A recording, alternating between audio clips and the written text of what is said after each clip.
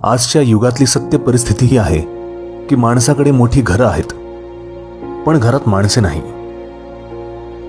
खूप सारे शिक्षण, पण कॉमन सेन्स नाही.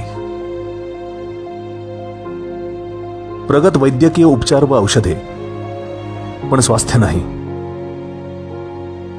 चंद्रावर पाय ठेवला आहे, पण शेजाऱ्यांशी ओळख नाही. स्वप्न खूप आहेत, पण शांत झोप नाही. भरपूर सारी कमाई, पण मनाला शांती नाही. प्रचंड बुद्धिमत्ता, पण भावना नाही. प्रचंड ज्ञान, पण शहाणपण नाही.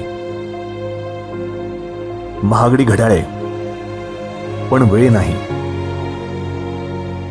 बरेच सारे प्रेमसंबंध, पण खरे प्रेम एकही नाही.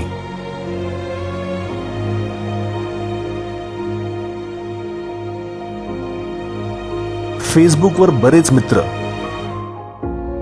पण खऱ्या आयुष्यात एकही मित्र नाही. आणि सर्वात महत्वाचे, सर्वत्र माणसांची गर्दी, पण माणुसकी कुठेही नाही. आजच्या माणसाची मानसिकता पहा. मरणाऱ्याला मदत करण्यासाठी कोणीही पुढे येणार नाही, पण घडलेला अपघात सोशल मीडियावर टाकण्याची घाई. यापेक्षा मोठे दुर्दैव काय असणार? पृथ्वी तलावरचे इतर प्राणी या पृथ्वीसाठी घातक नाहीत, पण माणूस आहे. पृथ्वीचे शोषण करतो आहे, प्रदूषण वाढवतो आहे. झाडे वाचवा, झाडे जगवा हा संदेश सुद्धा कागदावर लिहून दिला जातोय. मुलांचे भविष्य फक्त शिक्षणावर सोडून दिले आहे, पण चांगला माणूस बनवायची हमी कोणतीही शाळा घेत नाही. बघण्यासाठी स्क्रीन्स 4K पाहिजेत, पण आजूबाजूची परिस्थिती पाहण्याची दृष्टी संपली आहे. काही वयस्कर लोकांना प्रेम तर मिळतच नाही, पण आदर मिळतो तोही फक्त मरणोत्तर. मूलभूत गरजांमध्ये इंटरनेट पाण्यापेक्षा जास्त प्राधान्यावर आले आहे.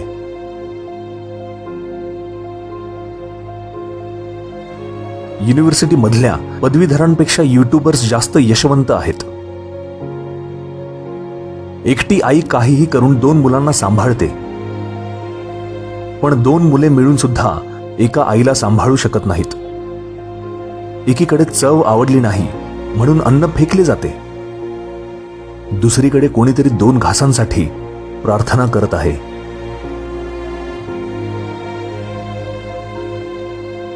आजचा माणूस सतत बिझी आहे.